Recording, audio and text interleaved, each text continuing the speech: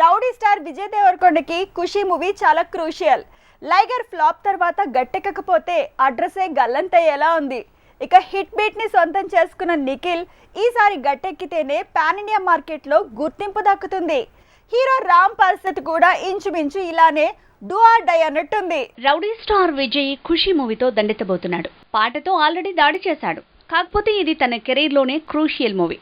ఈ cinema result బట్టి తన ఫ్యూచర్ ప్లానింగ్ మారబోతోంది. పూరి జగన్నాథ్ పుణ్యమాని లైగర్ పంచ్ తో విజయ్ దేవరకొండ కోలుకోలేని దెబ్బతిన్నాడు.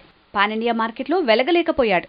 ఇప్పుడు ఖుషి హిట్ కాకపోతే ఈ హీరో అడ్రస్సే గల్లంతవుతుంది. ఇక టాలీవుడ్ లో మరో యంగ్ హీరో నిఖిల్ కి కూడా తన కొత్త సినిమా రిజల్ట్ చాలా క్రూషియల్ గా మారింది. అసలే కార్తికేయ 2తో పాన్ ఇండియా హిట్ వచ్చింది.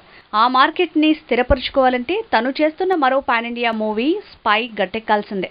ఆల్రెడీ కార్తికేయ 2కి సీక్వెల్ గా కార్తికేయ 3 ప్లాన్ చేశారు. సో ఇది హిట్ మెట్టెక్కడం మినిమం గ్యారంటీ. కాకపోతే ఈలోపు తను చేసిన స్పై కూడా హిట్ అయితే తను పాన్ ఇండియా లెవెల్లో హీరోగా స్థిరపడిపోతాడు. ఈ స్మార్ట్ శంకర్ మూవీతో మాస్ హీరోగా మారిన రామ్ రెడ్ వారియర్ ఫ్లాప్స్ తో మాస్ ఇమేజ్ ని కంటిన్యూ చేయలేకపోయాడు. కానీ బోయపాటి మేకింగ్ లో మాత్రం మాస్ జాతరకి రెడీ అయ్యాడు.